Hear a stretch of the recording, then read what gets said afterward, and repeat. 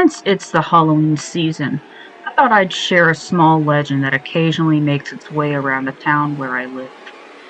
There's a lot of dense forests here in the Seattle area, and people like to tell stories about a tall, hairy creature that walks between the trees at night. There's lots of Bigfoot rumors around here, but they say it's definitely something else, more like the Michigan Dogman, or some kind of werewolf. The big difference is that it has an animal skull for a face, with sharp rows of teeth and large empty eye sockets, or at least that's what people say. See, the thing is that the legend says it doesn't like to be watched. It recognizes and avoids all kinds of cameras. Convenient, I know. This, combined with other details that I'll mention later, leads me to believe that this cryptid could have been a regular person at some point. Anyways, the story goes that it lives deep in the forest near Seattle and Bellevue, watching hikers from a distance and feeding off of deer and wild berries.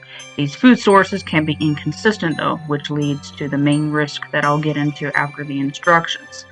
Most reported sightings are around Coal Creek, so that's probably where you'd want to go if you're looking for it. That's also where it gets its most common name, the Coal Creek Demon. Some people say that it's a vengeful spirit from the long-lost mining settlement that used to be there. But that sounds a bit too melodramatic to me. I'd say it's probably the result of some freak accident, but I'm not a scientist or anything, so who knows.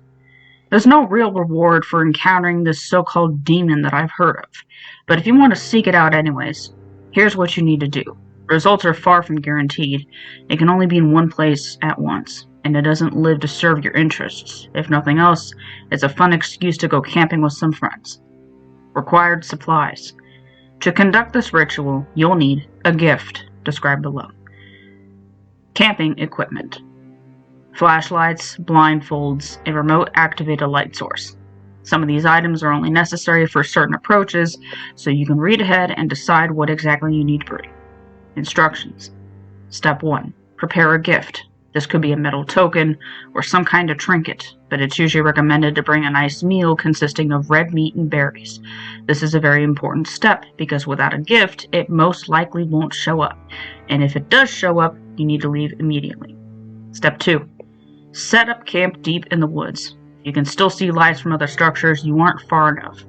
You'll want to go in the late evening so that you can set everything up just before sunset. Step 3. Put away all recording devices and limit your light sources to your flashlights. You can also start a fire as long as it doesn't burn too bright. The idea here is to create a welcoming environment while also maintaining a protected area. Step 4. Set up your remote activated light source a few feet away from the edge of your camp and place your gift next to it. Keep the light switched on for now. Step 5. Sit back and relax. Once the sky is pitch black, you just need to wait for a sign. Feel free to chat and play games with anyone you brought along with you, just as long as you have a clear view of the tree line. Step 6. Eventually, you might realize that something is observing you from a distance. It could be a tall shadow in the distance, the snapping of foliage, a sudden unnatural silence, or just the feeling of being watched if you believe in that sort of thing. If you notice any of these signs, it could very well mean that you've made contact. You're now ready to move on to the next step. Step 7. Stop all conversation and reduce your noise as much as possible. Switch off the light next to your gift and make sure your flashlight's pointed away from it.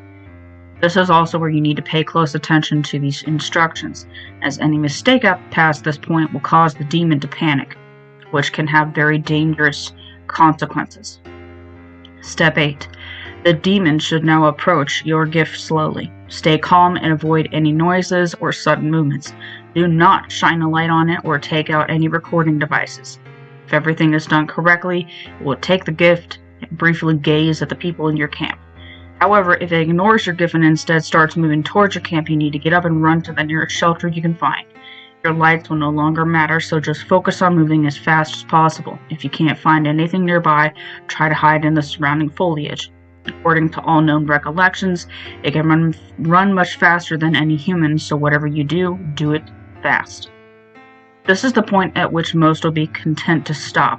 So if you've had enough, just stay in place until it makes a small bowing motion with its head and walks back into the forest.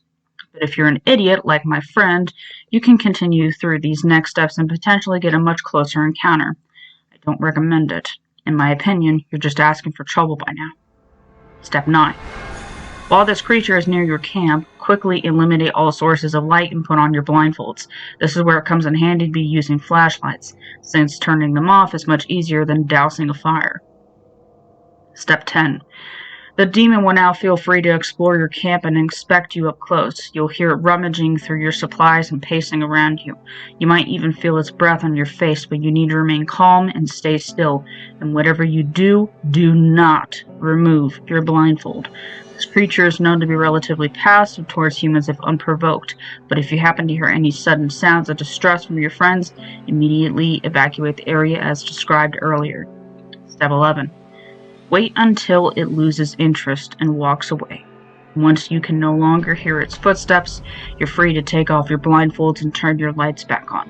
You've now stood face to face with a cryptid and lived to tell the tale, so you've got some bragging rights with anyone who's willing to believe you. Like I said, there's no big reward, so it's mostly just about having the experience. Important notes. Let's talk about the risks here. As you may have assumed by now, stories say that it has an occasional tendency to eat people. So there's that. However, based on my research, it seems to only do this when starved or provoked, so you don't have to worry as long as you play it smart.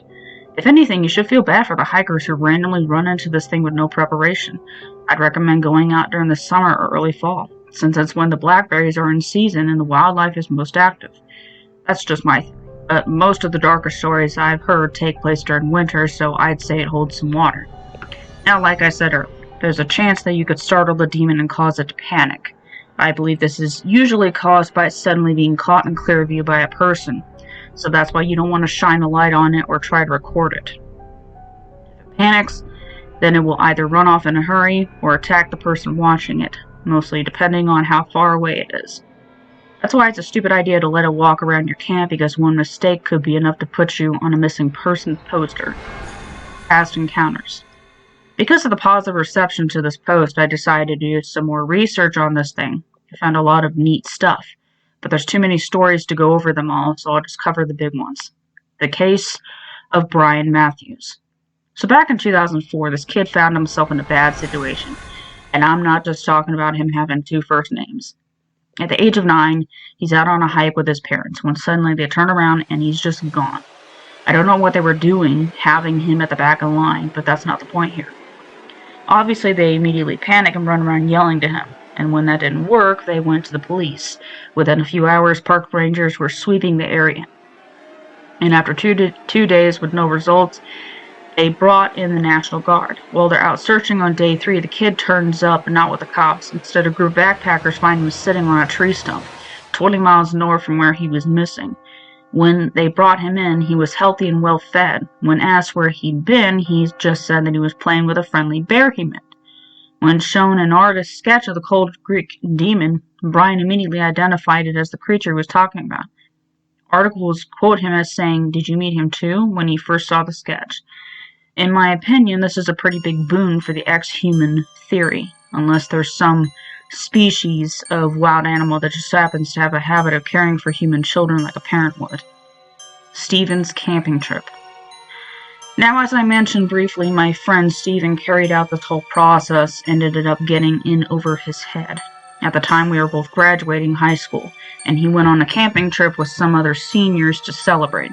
I would have joined, but I was down with COVID at the time, so that was a no-go. Besides, I wanted to give him some space since I knew he had feelings for one of the people going. Should have seen it coming that he would do something stupid to try and impress her, and screw up massively.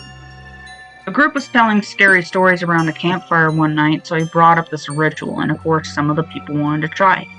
He didn't want to look like a wuss, so he just went along with it.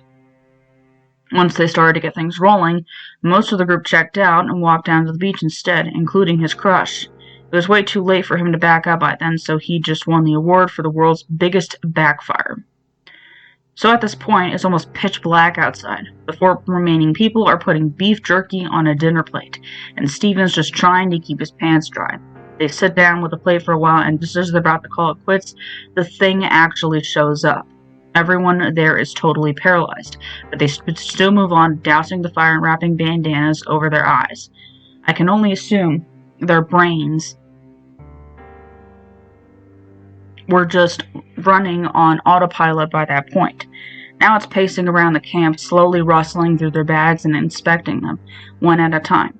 When it gets to Jack, this really wiry kid with red hair, apparently its breath hits his face and makes him jump in his seat, shaking off his blindfold in the process. The whole group hears a dry shriek and takes off their blindfolds just in time to see him get thrown into the tree line, and they all bolt out of there. Stephen went and ducked behind a big log, spending about 20 minutes huddling in a ball and freaking out. When he heard footsteps approaching, he thought he was done for, only to see that it was the rest of the group coming back from the beach. He ran up to them and started incoherently rambling about what was going on, but he realized that the demon was completely gone. Imagine walking back from the beach only to find the people you left there cowering in shrubbery and rambling about a giant monster that isn't there. I wouldn't even know what to think. Of course, they didn't believe them, even though Jack was covered in bruises and scratches. I guess they thought it was some sort of elaborate prank, and they just ended up getting pissed. I wouldn't believe him either if it weren't for the fact that I know he would never orchestrate something like that if he tried. It was a very bad night for Stephen. And that's all I've got. If I remember anything else worth mentioning, I'll be sure to update this page. Thanks for reading, and good luck out there.